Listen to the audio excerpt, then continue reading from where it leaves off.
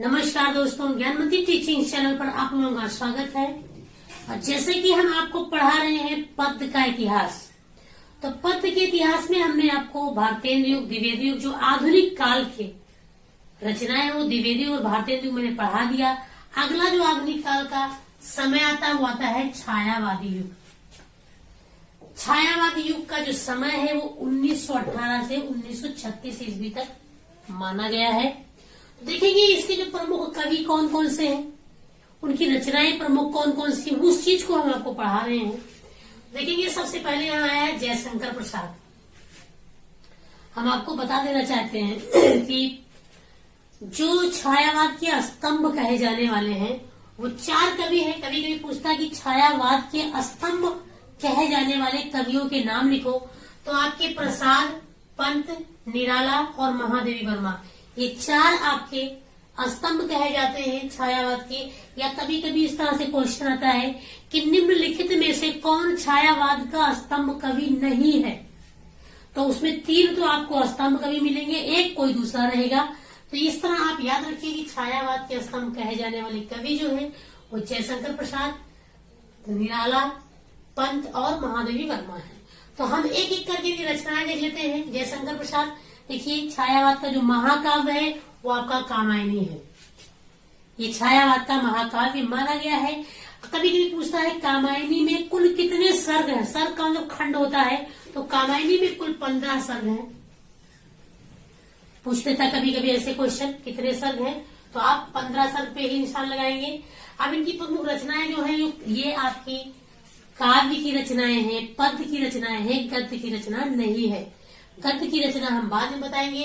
तो कानन कुसुम, आंसू, लहर, झरना, लहर 2 बार लिख दिया हमने, करुणालय और इनकी सबसे प्रसिद्ध कामायनी, जो छायावाद का महाकाव्य माना गया है।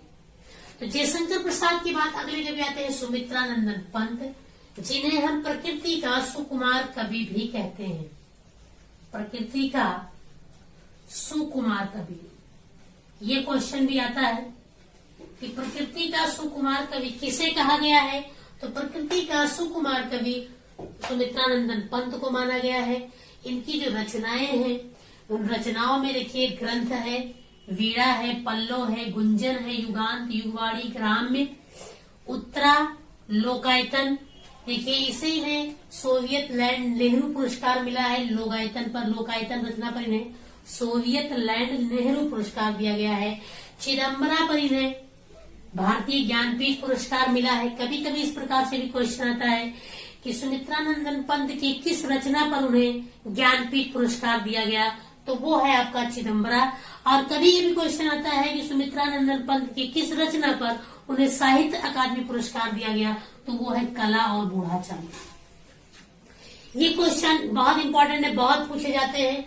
आइए आपसे ऐसे पूछ रहे हैं चिदम्बरा पर सुमित्रानंदन पंत को कौन सा पुरस्कार मिला, तो ज्ञानपीठ पुरस्कार उन्हें चिदम्बरा पर मिला है। साहित्य अकादमी पुरस्कार उनको कला और बूढ़ा चांद पर दिया गया है। क्वेश्चन किसी भी प्रकार से आपसे घुमा करके पूछा जा सकता है। आप देख लेंगे अगले कवि सूर्यकांत त्रिपाठी निराला। कभी कभी आता है निराला का पूरा नाम, तो निराला का पूरा नाम सूर्यकांत त्रिपाठी निराला है। इनकी रचना देखेंगे अनामिका, परिमल, गीतिका, तुलसीदास, राम की शक्ति पूजा, सरोज स्मृति, जो इन्होंने अपनी पुत्री के यादगार में लिखा है। कभी कभी ये भी क्वेश्चन आता है कि निराला ने कौन सी रचना अपनी पुत्री के याद में लिखा है, तो वो है सरोज स्मृति। नए पत्ते, कुकुरमुत्ता, बेला और अर्चना, ये इनकी प्रमुख रचनाएं हैं जो एग्जाम में पूछ लेते हैं। अब अगले कवि आते हैं महादेवी वर्मा। एक कवयित्री है, कवि नहीं है। तो महादेवी वर्मा को आधुनिक मीरा के नाम से जाना जाता है। कभी कभी क्वेश्चन आता है कि आधुनिक मीरा किसे कहा गया, तो महादेवी वर्मा को आधुनिक मीरा के नाम से जाना जाता है। इनकी प्रमुख रचनाएं हैं नीरजा, निहार, सांध्या गीत और यामा। अब आगे देखेंगे आप, अगले आते हैं राम कुमार वर्मा।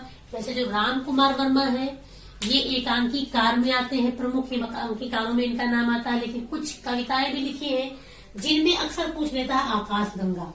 ये रचनाएं बहुत पूछता है कि आकाश गंगा किसकी रचना है, तो वो राम कुमार वर्मा की। हिंदी और रचना है चित्रलेखा। आप देखेंगे माखनलाल चतुर्वेदी, इन्होंने क्या किया है, देशभक्ति पर ही रचनाएं लिखी है। तो देखेंगे साहित्य की आत्मा कहे जाने वाले माखनलाल चतुर्वेदी, इनकी जो रचनाएं हैं कैदी और कोकिला, बहुत ही अच्छी रचना इनकी है। कैदी और कोकिला, यानी एक कैदी कोकिला से, कोयल से किस प्रकार से बात करता है, या कोयल कैदी से कैसे बात करती है। अगला आपका हिम किरीटनी हिम तरंगिनी पुष्प की अभिलाषा, अक्सर पूछ लेता है पुष्प की अभिलाषा किसकी रचना है, तो माखनलाल चतुर्वेदी की रचना है। अगला कवित्री है सुभद्रा कुमारी चौहान, सब जानते हैं सुभद्रा कुमारी चौहान की रचना है। खूब लड़ी मर्दानी, वो तो झांसी वाली रानी थी। तो उसके अलावा उन्होंने लिखा है त्रिधारा, मुकुल, वीरों का कैसा हो वसंत, ये भी बहुत पूछता है, वीरों का कैसा हो वसंत, और झांसी वाली रानी, ये खूब लड़ी मर्दानी, वो तो झांसी वाली रानी थी। तो ये रचनाएं, ये जो आपको छायावाद के प्रमुख कवि हैं और उनकी जो प्रमुख रचनाएं हैं जो अक्सर एग्जाम में पूछ लेते हैं, उस चीज को हमने बताया है। तो ये वीडियो अगर मेरा आपको पसंद आया हो, समझ में आया हो, तो लाइक करिए, कमेंट्स करिए और सब्सक्राइब करिए।